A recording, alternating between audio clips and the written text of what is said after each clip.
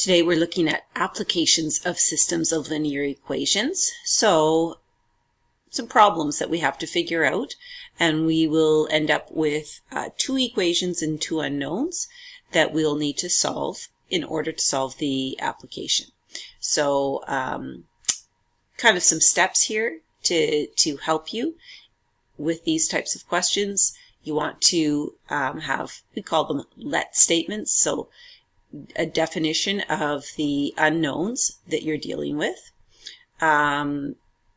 Read obviously the problem carefully, translate into a system of equations using those unknowns, solve the system algebraically, unless it says that you can solve it graphically, and then write a sentence solution to verify. Okay, so let's take a look at the first one. It says determine the value of x and y. So not really a whole lot of words here. It's more of a problem that applies in a different context, right? So angle properties here, we've got two intersecting lines, and so we have to remember our angle properties. So a couple of things. Obviously, you could, if you try to make this angle equal to this one, because they are equal, you're going to get one equation and two unknowns. That's not really going to help you very much because there's nothing to compare to. But what you do know is this angle here and this one add to 180, and this angle here and this one add to 180. So then you would have two equations and two unknowns, right? So this one's 100 as well because it's opposite this one. So we're going to let, in this case, really there isn't really a let statement because x and y are just part of this angle. So you could say let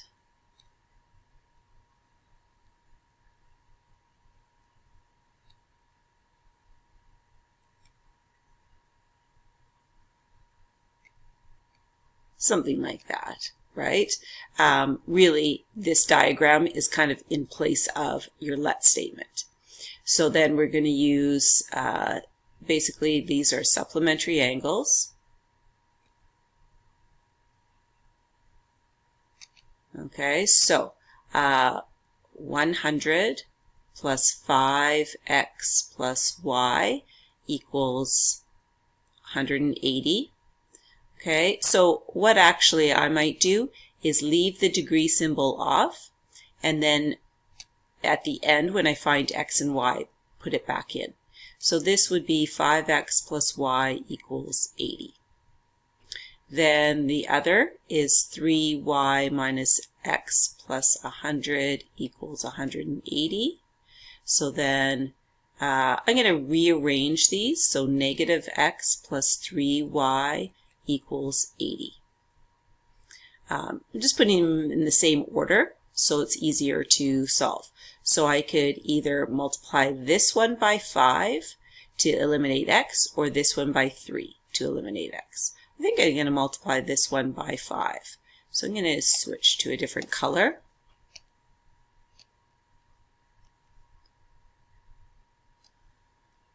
Okay, and this is my equation 1. This is my equation 2.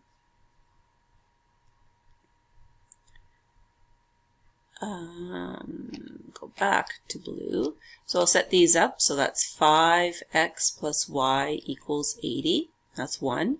And then negative 5x plus 15y equals 400. So I'm going to add these together because the coefficients are opposite in sign. So that's 0. Then I get 16y equals 480. Divide by 16. What is that? 30. Okay, so y is 30 degrees. So now I put the degree symbol in. Then substitute in to get x. So it doesn't matter which. I'm going to substitute into first equation. So 5x plus 30 equals 80. So 5x equals 50. So x equals 10 degrees. Okay, So then I just summarize. Because these have units, I'm going to just show them together like that, not in an ordered pair. If it actually asks you what this angle is, you already know it's 80 because of adding to 180. So probably you wouldn't be asked to do that. But you can check, like verify in your head.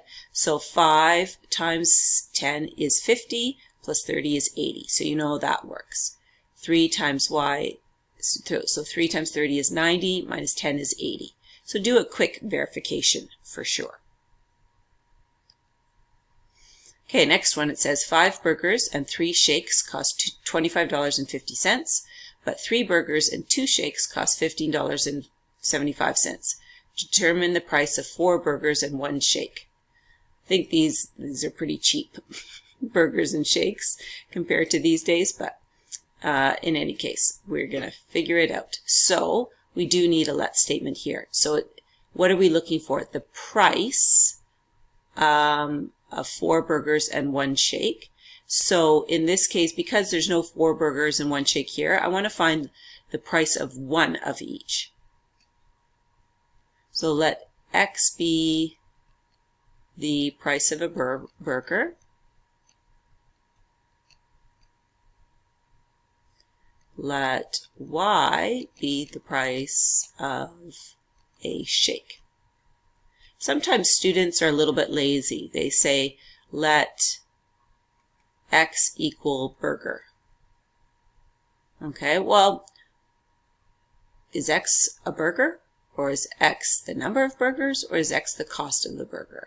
So just X equals burger isn't great. Be a little bit more precise in what you're looking for.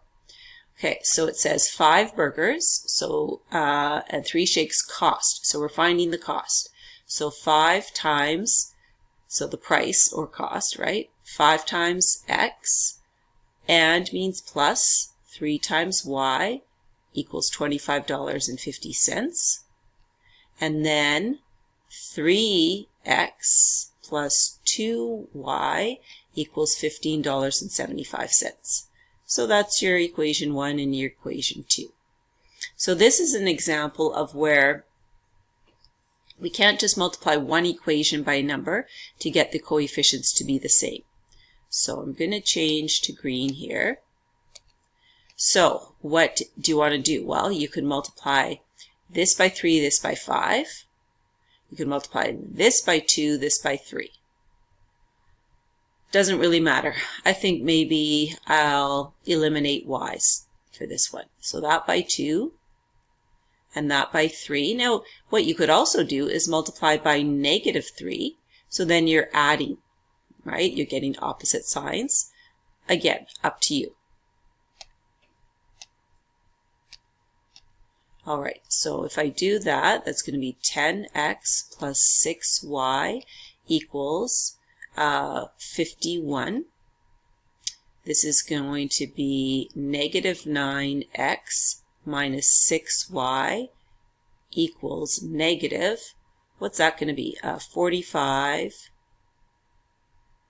4650, 4725. Let me just check with that. So 1575 times 3, 4725. Okay, so now we're going to add those together. So those go to 0, so that's going to be x equals, subtract these, that's 275, 375. Okay, so I guess that's probably a 375 for a burger. Like McDonald's, it's cheaper than that for your regular burger. I only ever go to McDonald's for fast food, so but I'm sure a quarter pounder is more than that. I'm not really sure. Anyway, it's close. Now we want to substitute. I'm going to put it into the first one to get the y value. So 5 times 375 plus 3y equals 2550. So 5 times 375 is 1875.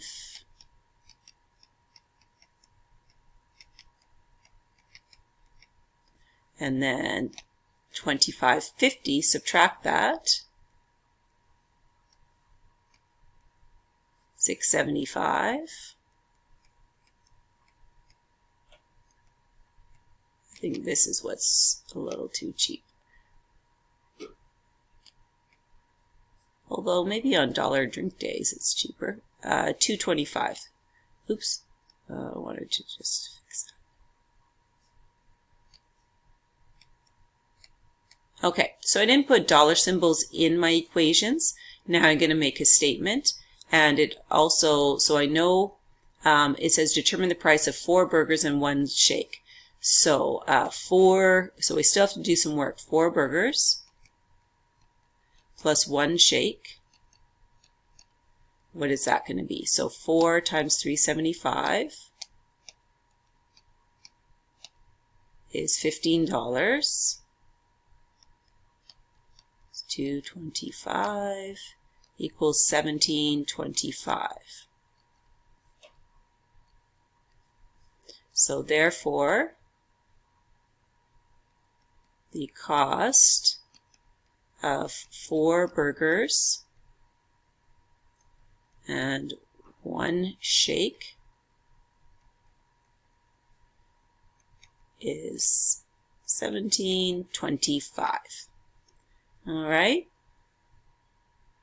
So that one you had to, that was kind of a cost question. Given 2 scenarios with the costs for both scenarios, and then you had to solve the system. Next one's an investment type question. So it says Sam invests $8,000, part at 5% and the remainder at 4%. After 1 year, Sam earned $174 more on the 5% than he did on the 4%. Determine how much Sam invested at each rate. This tells you what your let statements are going to be. So we're going to have to let X be the amount invested, and we'll do at 5%, and let Y be amount invested at 4%. So remember how to calculate interest. So your interest earned is your principal multiplied by the rate of interest times the time. So this is all in 1 year. So that means the time is 1 year. And so we don't know what the principal is. It's either X or Y, goes in here. And the rate is either 5% or 4%. Okay, as a decimal, that's either 0.05 or 0.04. Okay, we don't just use percents in our equation, actually use the decimal that you would multiply by. So here are the 2 situations. He invested $8,000, part at 5 and part at 4. So $8,000 is equal to X plus Y. Right? The amount that he invested at 5, amount he invested at 4 equals 8,000. Then he earned $175 more on the 5% investment than he did on the 4%. So if we take the 4% investment, that's 0.04 times Y, okay? And now we have to add 175 to that to get the 0.05 investment. So think about it, earned 175 more on the 5%. So this is a bigger number. This is smaller. So that's why you have to add the 175 to it, the smaller number to get the bigger. Sometimes students get that mixed around. I tend to use elimination, but certainly substitution. Maybe you want to solve for X or Y here and substitute it in. If I'm using elimination, I actually want to multiply through by 100 here because to get rid of the decimals. That's just what I do, but actually substitution is probably a little bit faster. But I'm just going to show you this because this is a technique that might be helpful for other questions. So when I do that, I get 4y. Actually, I'm going to bring everything to one side. I'm going to bring it to the right. So I'm going to have 17,500 equals 5x minus 4y. Okay, so this is equation 2. Equation 1, remember, is 800 equals x plus y. So now I'd want to multiply that by either 5 or 4. I would actually multiply by 4. So I'm going to do that right here. Oops. Because then I can eliminate right away. So 4 times 800 is, 8,000 is 32,000. 4x plus 4y. And we're going to add those together. Okay, so 32,000, so this is going to be 49,500 equals 9y. Okay, and then let's see, 49,500 minus divided by 9 is 5,500.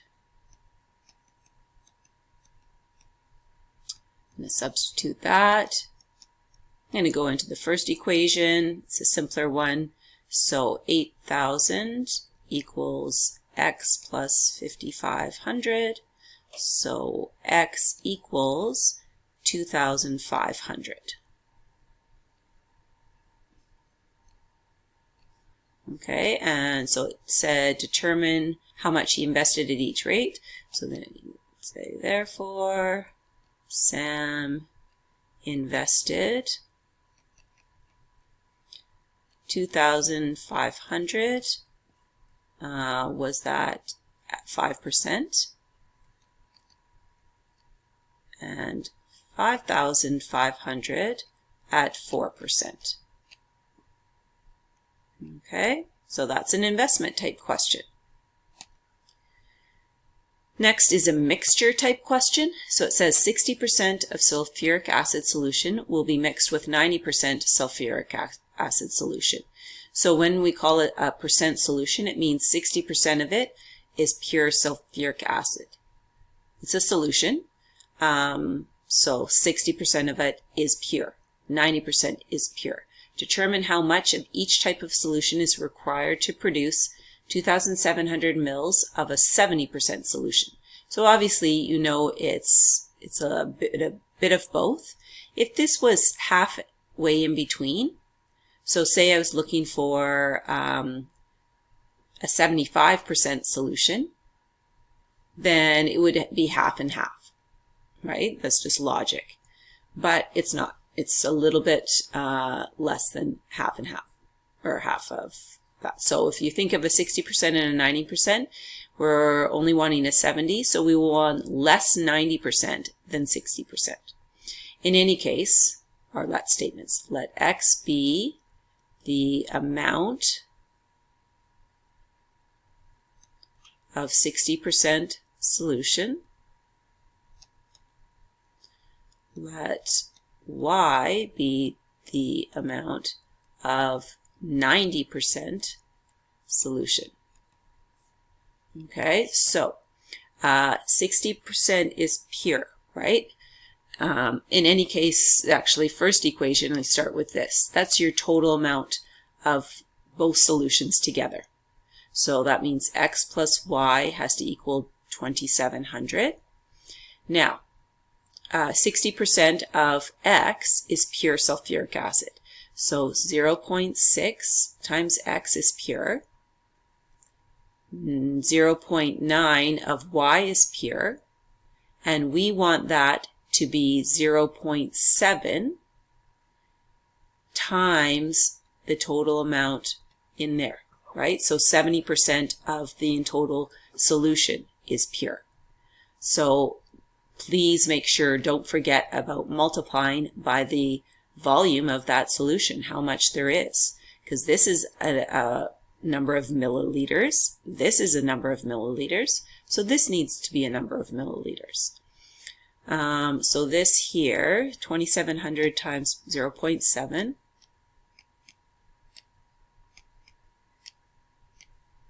is 1890.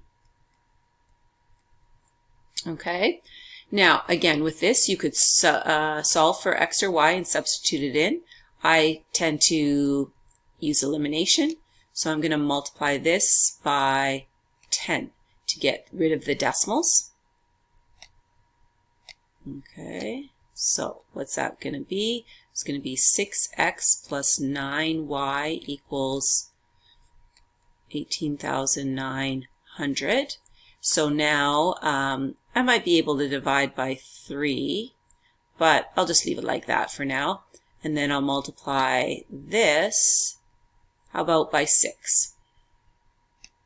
Oops.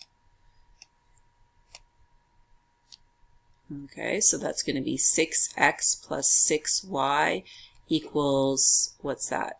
2,700 times 6. Just make sure so I don't mess up. 16,200.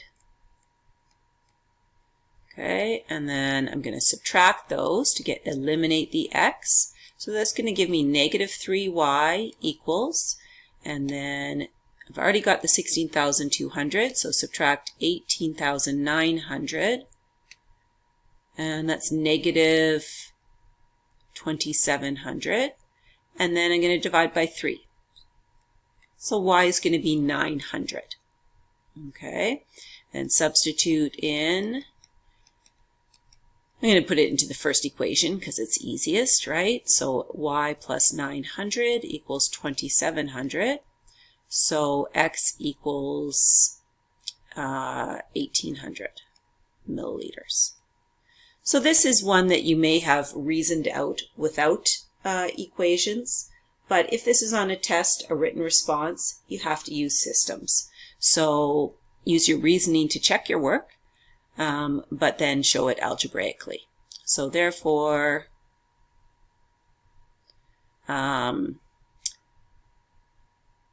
is this a person? No.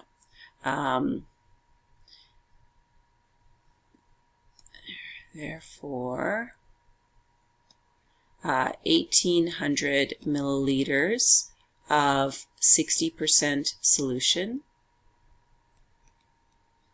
and 900 milliliters of 90% solution are required to make 2,700 milliliters of 70% solution. Okay? And then a distance, speed, and time question. So it says a riverboat took 2 hours to travel 24 kilometers down a river with the current and 3 hours to make the return trip against the current. Determine the speed of the boat in still water and the speed in the current. We've actually done distance, speed, and time questions. Now this is giving us sort of an extra method. We did them with rationals, but now we know we can do them with two equations, right? So I'll just do a quick chart here. Okay. Expand this out just a little bit. Okay, so so this would be our distance, speed, and time. Okay, remember, equals speed, distance equals speed times time. So it says it took 2 hours to travel 24 kilometers down a river with the current and 3 hours to make the return trip against the current. Determine the speed of the boat in still water and the speed of the current. So our unknowns are going to be in both of these. So this is downstream and upstream.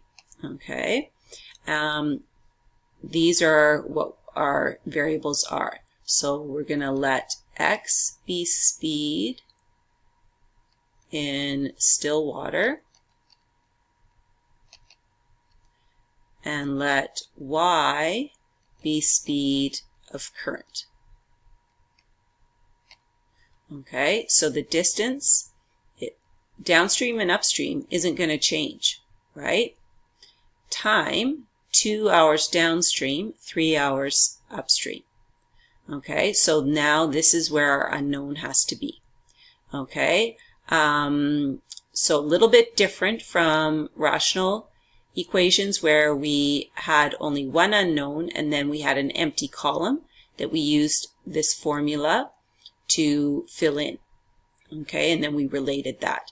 In this case, we're going to have our unknowns in here and each line will be an equation.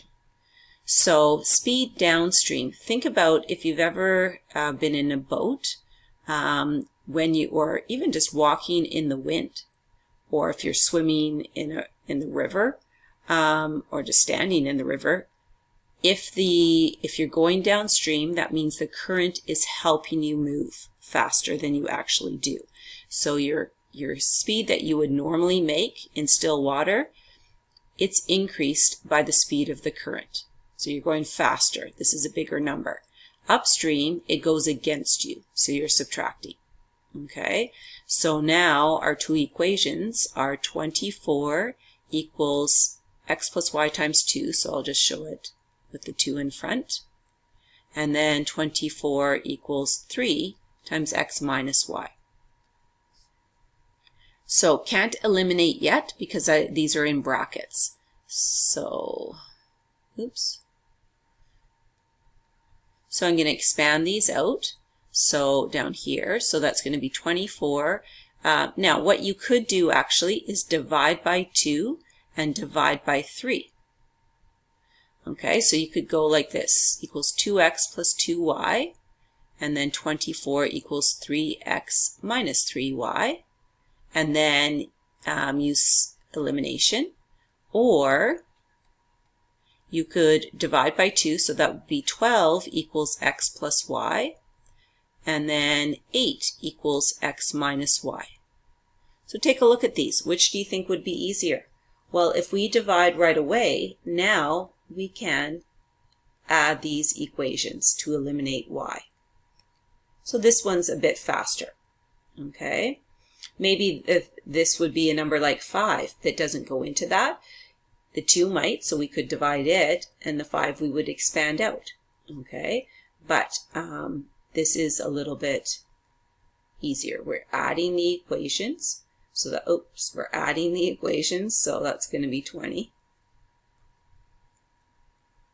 equals 2x. So x equals 10. And then substitute that in to equation 1. So that'll be 12 equals 10 plus y. So y equals 2. Okay. So therefore the speed in still water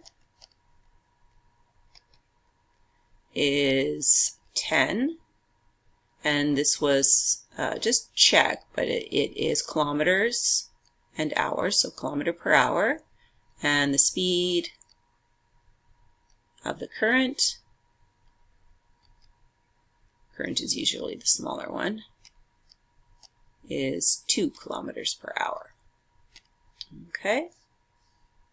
All right, another distance, speed, and time. So do a quick chart here.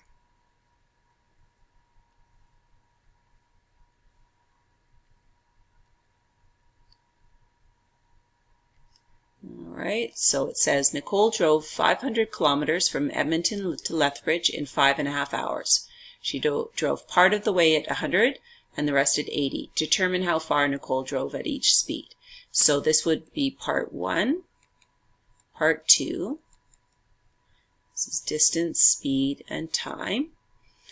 So determine how far Nicole drove at each speed. So this would be could be our x, okay, and this our y. Okay, so we don't know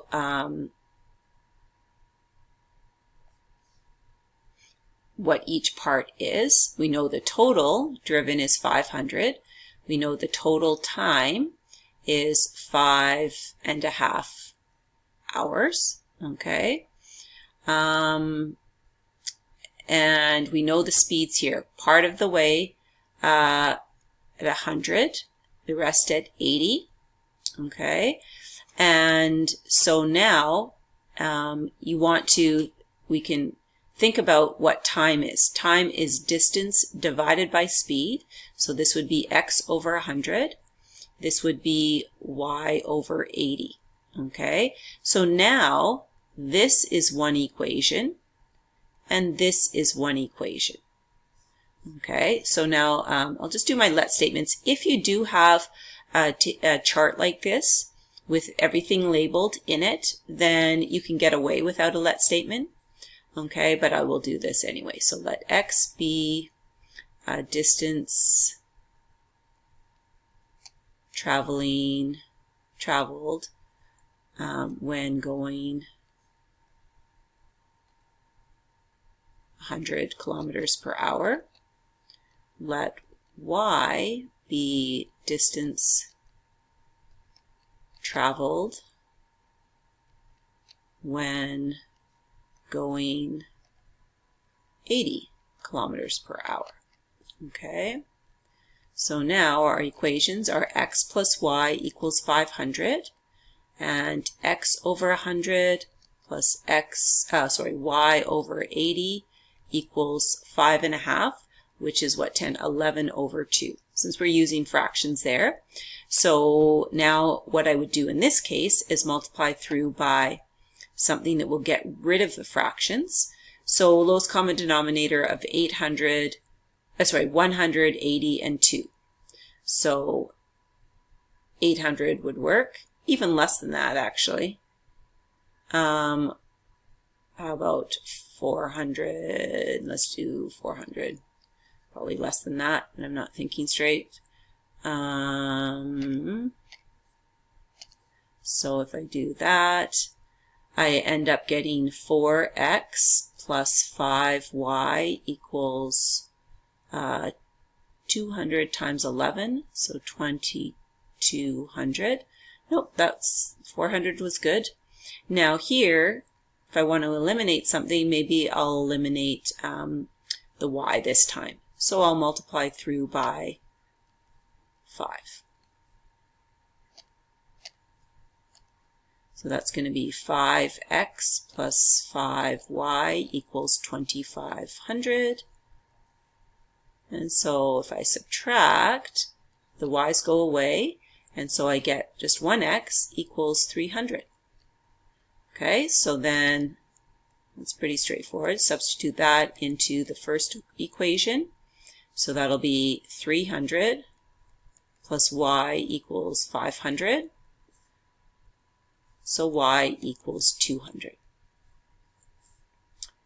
And this was Nicole. So Nicole drove 300 kilometers at 100 kilometers per hour and 200 kilometers at 80 kilometers per hour.